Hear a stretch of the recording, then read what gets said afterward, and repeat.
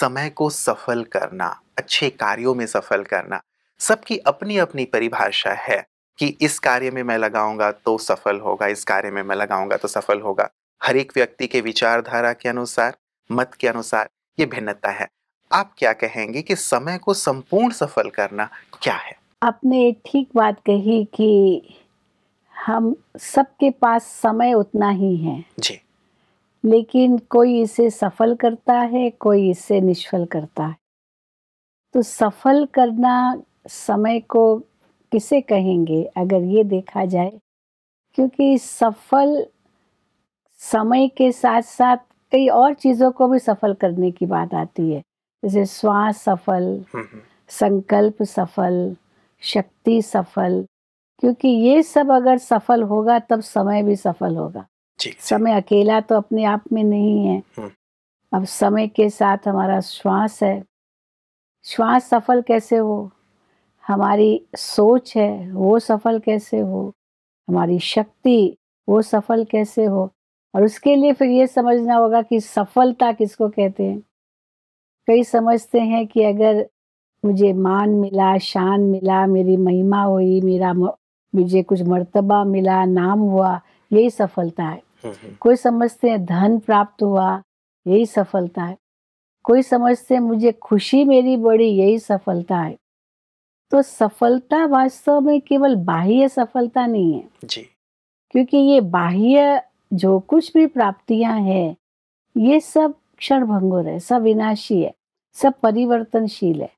पर सच्ची सफलता है हमारी आंतरिक स्थिति की सफलता। कल से आज मेरी स्थिति बेहतर थी, कल मेरे अंदर गुस्सा था, आज मैंने गुस्सा नहीं किया, तो उसमें मुझे सफलता मिली। अब इसको हम सफलता कहेंगे। कल मुझे थोड़ा दुख हुआ, आज मैंने उस बात में दुख नहीं किया, ये सफलता है। कल मैंने रोया, आज मैं नहीं रोया, ये सफलता है।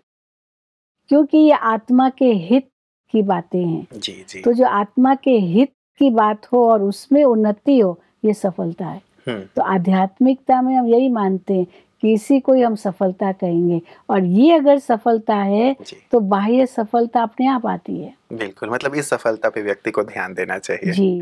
दीदी, कल हमने कहा था कि आप हमारे साथ हैं तो लोग अपने जो भी प्रश्न है वो हम तक प्रेषित करें, तो बहुत सारे लोगों ने हम तक अपने प्रश्न पहुँचाए हैं। और मैंने समय की बात इसलिए कही दीदी, क्योंकि पहला जो हमारे पास मेल आया था, ये राउरकेला से मेल आया है झुनू जी का, और इन्होंने यही पूछा था कि ये हमने सुना है शास्त्रों में, पुराणों में, कि 84 लाख योनियों के बाद एक हमें इंसान की, मनुष्य की योनि प्राप्त होती है। तो फिर अपनी इस योनि को भी देखें आज के दौर पे, तो लोग खाने-पीने में या सांसारिक चीज़ों में ही गँवा रहे हैं। ये अवेयरनेस तो है ही नहीं। तो क्या ये सच है कि 84 लाख योनियों के बाद ही हमें मनुष्य जीवन मिलता है? और इस जीवन को कैसे सफल करें? ये इनका प्रश्न है राउरकेला से। जी नहीं, हम तो ये मानते हैं कि 84 लाख योनियां तो क्या, इनसे भी अधिक इस संसार में होगी। जी। लेकिन मनुष्य आत्मा 84 लाख योनियों से नहीं गुजरती है। मनुष्य आत्मा के लिए मैक्सिमम, अधिक से अधिक 84 जन्म होते हैं, और 84 जन्मों का ये चक्र है। इसलिए 84 जन्म वो भी मनुष्य योनि में ही होते हैं। इसलिए मनुष्य योनि तो हमें सदा ही मिलती है। जी। परंतु ये जो मानते 84 लाख योनियां, क्योंकि वो समझते हैं कि हमने अगर पाप कर्म किए हैं तो उन योनियों में हम भोगना भोगेंगे, और उनको वो भोग योनि मानते हैं। तो भोग योनि है, और मनुष्य योनि को कर्म योनि मानते हैं। हम मानते हैं कि नहीं, कर्म योनि, भोग योनि सब मनुष्य योनि में है, और जो 84 लाख योनियां कहते भी हैं, वो कोई भोग योनि नहीं है। क्योंकि भोग योनि अगर हो तो बुद्धि हो, तब समझे कि हाँ ये मेरी भोगना है। उनको बुद्धि भी नहीं है, तो बुद्धि ना होने के कारण उनको भोग योनि भी नहीं कहेंगे। मनुष्य योनि में बुद्धि है, समझ है, क्या उचित है, क्या अनुचित है, क्या अच्छा है, क्या बुरा है, हम ये समझ सकते हैं। तो इसीलिए भोगना भी मनुष्य योनि में ही है। नी भी मनुष्य योनि में ही है। जी। तो मनुष्य योनि ही कर्ता योनि भी और भोग योनि भी। तो ये जो बात शास्त्रों में आई है दीदी, उसे फिर किस रूप में समझा जाए? क्या ये गलत बात कही गई है या किसी और संदर्भ में ये बात कही गई थी और मनुष्य ने कुछ और समझ लिया? हाँ, ये और संदर्भ में कही गई होगी, क्योंकि ऋषि मुनियों को पता था कि आगे चल कर के घोर कलयुग आएगा, हुँ। मनुष्य बहुत पाप करेंगे और बहुत बुरे-बुरे कर्म उनसे होंगे। तो इसीलिए मनुष्य पाप न करे और दूसरा भगवान से डरे। हुँ। भगवान देख रहा है, पाप मत करो। तो पाप न करे और ईश्वर से डरे। जी। इन 2 बातों को ध्यान में रखते हुए ये सब बातें कही। परमात्मा देख रहा है, वो सब जगह है। हुँ। और दूसरा, ये इन योनियों में आपको गुजरना होगा, क्योंकि अगर आप ये पाप कर्म करेंगे तो ये योनि मिलेगी। हुँ। मिसाल के तौर पर कहा कि अगर आप धन को बहुत याद करेंगे तो जी। अंत मते सो गति, आपको सर्प योनि मिलेगी। हुँ। ये क्योंकि कहा सर्प गया। वो धन पे बैठा रहता हाँ, है। सर्प धन पे बैठा रहता है। जी। तो आप सर्प बन करके धन की रक्षा करेंगे, क्योंकि हुँ। धन के प्रति आपका मोह है। जी, जी। अगर पुत्र के प्रति मोह होगा और उनको आप अंत में याद करेंगे तो सूकर की योनि आपको मिलेगी, कि सूकर के बहुत सारे बच्चे होते हैं। जी। पर वास्तव में वो भोगना कहाँ हुई, वो तो और ही अच्छा है। उनको तो बहुत बच्चे हैं तो उनको तो खुशी है।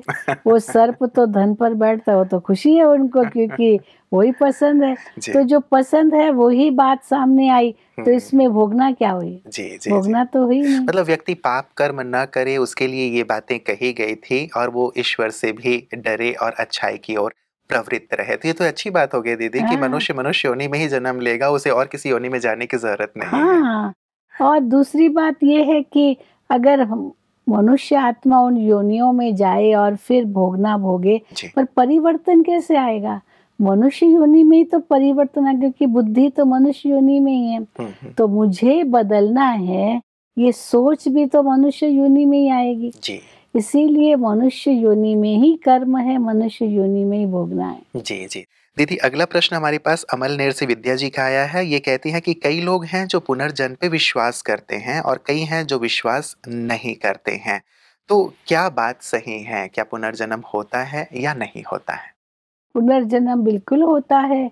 आजकल हम देख रहे हैं कि धीरे-धीरे लोग मानते जा रहे हैं कि पुनर्जन्म होता है। हुँ, हुँ। क्योंकि कई ऐसे देखिए बच्चे हैं, पैदा होते ही लूले, लंगड़े या अंधे या काने या बहरे या कई अपंग होते हैं। तो उस समय तो उन्होंने कोई कर्म नहीं किया। हुँ। तो ज़रूर ये पूर्व जन्म का ही परिणाम है, जो उनको इस प्रकार का फल मिला है।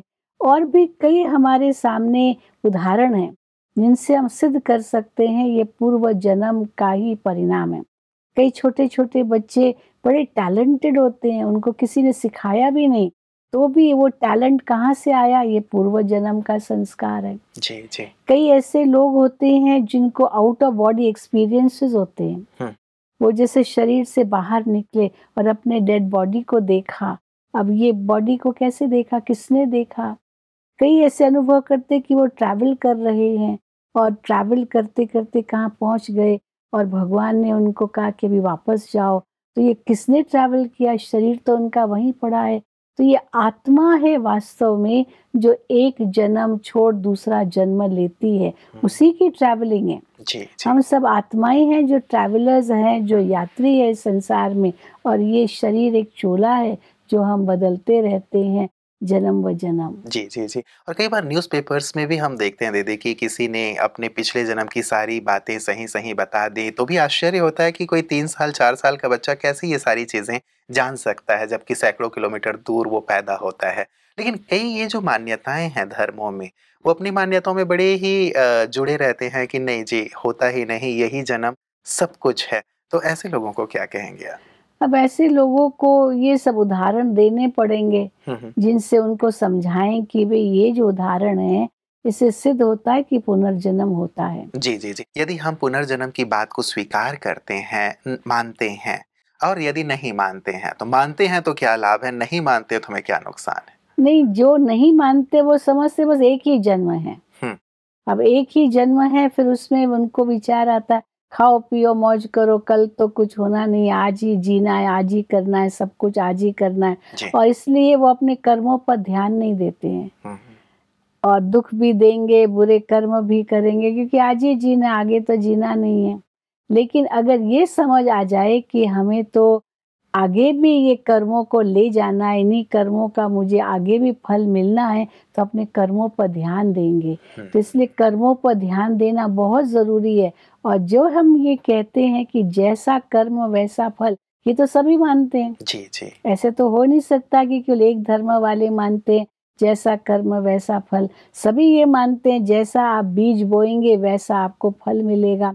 अगर आप किसी को दुख देंगे तो दुख मिलेगा, सुख देंगे तो सुख मिलेगा। तो ये अगर हम मानते हैं तो सब एक जन्म में ये सब कैसे होगा? हुँ, कई ऐसे लोग हैं जो बहुत दुख देते हैं लेकिन फिर भी उनको सुख है, तो फिर ये कर्म सिद्धांत तो इसमें सिद्ध होगा ही नहीं। परंतु अगर वो सुख है उनको और दुख दे रहे हैं, तो ज़रूर पिछला कुछ खाता है जिसमें उनका कुछ संचित कर्म बचा हुआ है, जिसके कारण उनको सुख मिल रहा है। और अभी जो दुख दे रहे हैं, ये संचित हो जाएगा जो आगे उनको दुख मिलेगा, क्योंकि सब एक जन्म में पूरा नहीं होता है। हुँ, हुँ, हुँ, हुँ। तो जी, जी। इसीलिए कर्म सिद्धांत को अगर हम एक तरफ से मानते हैं तो पुनर्जन्म भी मानना ही पड़ेगा। बिल्कुल, मतलब यदि ये माना जाए तो व्यक्ति का अपने कर्म के ऊपर ध्यान रहता है। अन्यथा मैंने किसी सज्जन की बात सुनी थी, वो कहते थे कि ऋणं कृत्वा घृतं पिबेत, ऋण लेके भी घी पियो क्योंकि आगे क्या होने वाला है, अगला जन्म होगा या नहीं होगा, कौन जानता है। तो शायद एक प्रकार से गलत धारणाएँ और मान्यताएँ समाज में बिल्कुल, प्रचलित हो बिल्कुल। जाती हैं। इसी कारण ही इतने भोगवादी बन गए हैं ना। हुँ, हुँ। भोगवादी बने, एक ही जन्म है और इंद्रियों का जितना सुख लेना चाहो ले ले लो। लो, आगे तो कुछ होना नहीं है। जी, जी, और जी। शरीर ही खुद को समझ रहे हैं, हुँ। आत्मा का तो ज्ञान ही नहीं है। बिल्कुल, मतलब ये एक पतन का कारण बन गया है। दीदी अगला प्रश्न हमारे पास आया है दिल्ली से सरोज जी ने भेजा है और ये कहती हैं कि आज सारा संसार जो है वो बहुत सारे धर्मों में बँटा हुआ है, मठ, पंथ आदि हैं और सभी ये कहते हैं कि हमारे यहाँ ही परमात्मा आते हैं। हमने सुन रखा है कि ब्रह्मा कुमारीज़ भी ये कहती हैं कि परमात्मा का अवतरण हमारे यहाँ होता है। तो हम इस बात को कैसे स्वीकार करें? ये तो अनुभव करेंगे तभी ही स्वीकार कर सकेंगे। अब ये चीज़ कितनी मीठी है, कैसे पता चलेगा जब तक खाएँगे नहीं। ये तो जैसे खाएँगे तभी पता चलेगा कि मीठी है। जी। तो जब स्वयं आकर के अनुभव करेंगे तब पता चलेगा कि या परमात्मा कैसे अपना कार्य कर रहे हैं। हुँ, क्योंकि ये मनुष्य की तो शक्ति है ही नहीं। जी। आज हम इंसान इसको कर ही नहीं पाएँगे, इतना परमात्मा का बड़ा विस्तार का कार्य है। ज्यों-ज्यों हम देख रहे हैं दिन प्रतिदिन, दिन दुगनी रात चौगुनी गति से ये ईश्वर का कार्य बढ़ ही रहा है। और संस्थाएँ आप देखते हैं 50 साल, 60 साल, 80 साल, उसके बाद वो कैसे लड़खड़ा लेती है और पूरा खत्म भी हो जाती है कहीं। हुँ, लेकिन ये ईश्वर का कार्य है, जिसमें भगवान ने बहनों को आगे रखा है। और ये भी कहा गया यत्र नार्यस्तु पूजन्ते रमन्ते तत्र देवता। जहाँ नारियों का स्थान है वहीं देवताओं का वास है। तो भगवान ने नारी शक्ति को आगे किया है आध्यात्मिकता में। तो ये परमात्मा का ही कार्य हो सकता है जिसने नारी शक्ति को आगे किया है, जिससे ही सृष्टि का परिवर्तन होना है और मानव देव बनना है। जी, जी। इसीलिए ये ईश्वरीय कार्य है। ये खुद आकर के समझे तब अपने आप ही महसूस होगा कि सचमुच ये मनुष्य का कार्य नहीं है। जी, जी। क्या दीदी कुछ ऐसे पैमाने हो सकते हैं? मान लीजिए कोई यहाँ आता है, कोई पहले और आश्रमों पे गया है, मठों पे गया है, वहाँ पे भी वो यही बातें सुनता आया है। क्या ऐसे पैमाने हो सकते हैं जिससे व्यक्ति परख सके कि सचमुच ये कार्य ईश्वर का ही कार्य है और ईश्वर हैं तो यही हैं? देखिए, सबसे पहली बात तो ये है कि परमात्मा के जो गुण हैं, उनकी जो महिमा है, वो अनुभव हमको यहाँ होती है। अभी हम कहते हैं परमात्मा ज्ञान का सागर है। तो ज्ञान सचमुच हम ऐसे अनुभव करते हैं कि सचमुच ये ज्ञान तीसरा नेत्र बन करके हमारे बुद्धि के कपाट ही खोल दिए। हुँ, हुँ। जैसे नेत्र से सब दिखाई देता है, इसी प्रकार आत्मा को ये ज्ञान का नेत्र मिल गया, जिससे हम खुद को पहचान पा रहे हैं, ईश्वर को पहचान पा रहे हैं। मानो तीनों कालों को पहचान पा रहे हैं, तीनों लोकों को समझ पा रहे हैं। इस नेत्र से हम ये सब देख पा रहे हैं। जो आज तक हम समझते थे परमात्मा ज्ञान का सागर है, लेकिन कौन सा ज्ञान है उनमें, ये समझ ही नहीं थी। पर अब समझ में आया है कि ये ज्ञान कौन सा है, तीनों कालों का, तीनों लोकों का, स्वयं आत्मा का, परमात्मा का। और जगह जाते थे, हाँ कहेंगे किसी को भी आप मान लो, किसको भी आप याद कर लो, तो सब ईश्वर के रूप है। नहीं, हम कहते नहीं, ईश्वर का रूप एक ही है। ईश्वर के अनेक रूप नहीं है, एक ही रूप है। परमात्मा का एक ही ज्योति स्वरूप है। परमात्मा एक ही बार इस सृष्टि मंच पर आते हैं, एक ही उनका धाम है। अब ये जब हम इस ठोस शक्ति से कहते हैं, जरूर कुछ ऐसा निश्चय है जो अनुभव किया है हमने। ऐसे नहीं कहते कि ये सोचो या वो सोचो, नहीं, हम उतना निश्चय से कहते हैं क्योंकि अनुभव किया है। जी, जी, जी। कइयों का ये प्रश्न होता है कि यदि हम देख लें उसे, तो हम मानेंगे कि हाँ, ईश्वर है। क्या ईश्वर को देखा जा सकता है? आपकी अनुभूति क्या कहती है? अब ईश्वर को देखा जा सकता है, ये प्रश्न को भी समझना है, क्योंकि परमात्मा कोई प्राकृतिक चीज नहीं है। ये आंखें तो प्राकृतिक है, तो प्रकृति की चीज देखनी हो तो ये आंखें देख सकेगी। और परमात्मा जबकि प्रकृति की वस्तु ही नहीं है, तो ये आंखें कैसे देख सकती? तो अगर कोई ये कहे कि मैं आज परमात्मा को देखूं, अच्छा देख सकते हैं, पर दिव्य दृष्टि से देख सकते हैं।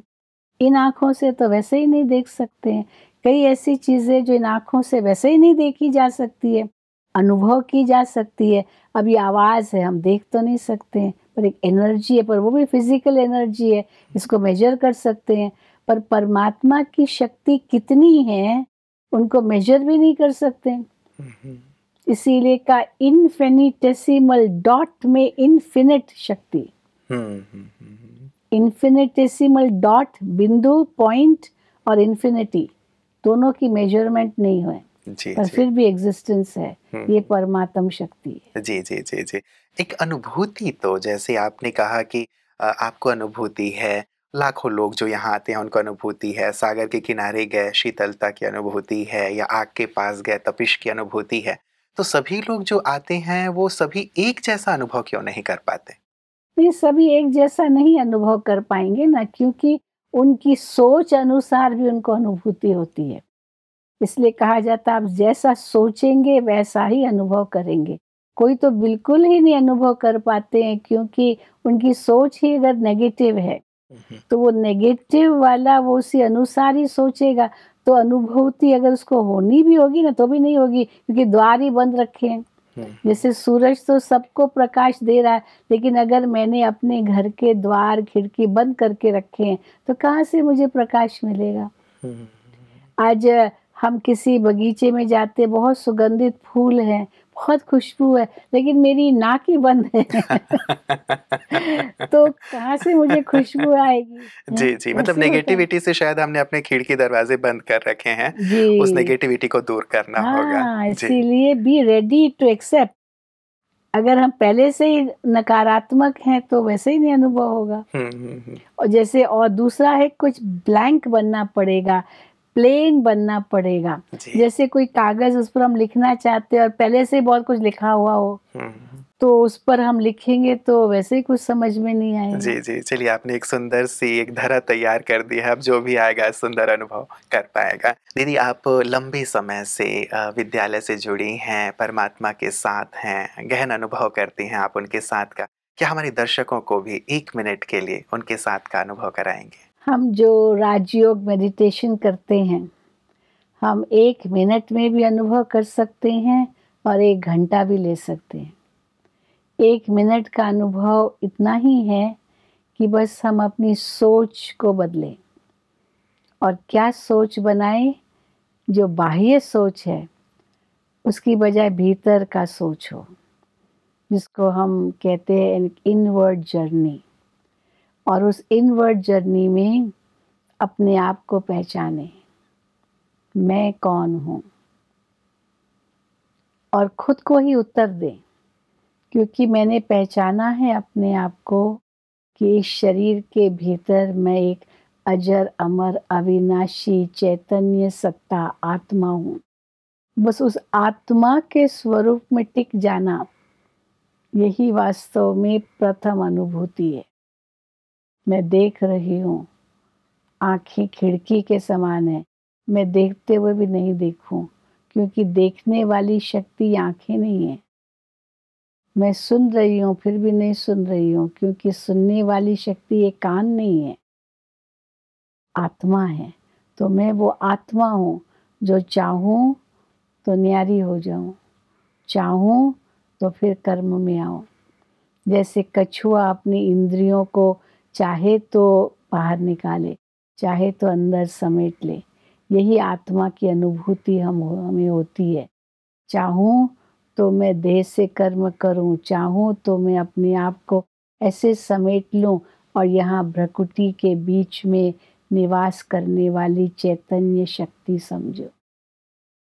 ये बीच बीच में अगर ये अभ्यास करते रहेंगे, इतनी शक्ति आत्मा को मिलेगी, जिससे फिर अगर हम कुछ कर्म करेंगे, वो कर्म भी श्रेष्ठ होगा और सफलता भी मिलेगी उस कर्म से। जी, जी, जी। बहुत-बहुत शुक्रिया दीदी, आपने जो अभ्यास दिए हैं, निश्चित रूप से हम बीच-बीच में भी करते रहेंगे, जब भी हमें वक़्त मिलेगा। जब आप बता रही थीं, तभी बहुत ही शक्तिशाली अनुभूति हो रही थी कि यदि हम ऐसा करें, तो सचमुच हम उस परम सत्ता तक पहुँच सकते हैं। आपने सुंदर अनुभव हमारे दर्शकों के साथ बाँटे दीदी, और उनके सभी प्रश्नों का सुंदर जवाब दिया। इसके लिए आपका बहुत-बहुत शुक्रिया।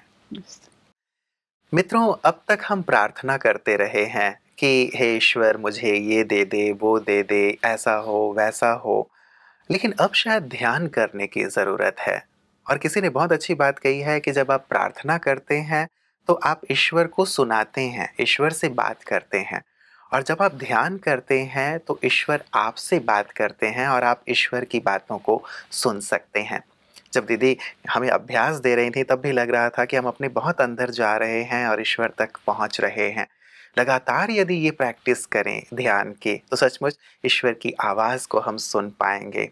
और न केवल अब हमें उनकी आवाज़ को सुनना है, लेकिन आचरण में भी लाना है, कर्म में भी लाना है। तभी हमारा जीवन पूरी तरह समस्याओं से मुक्त हो पाएगा और हम समाधान युक्त हो पाएंगे।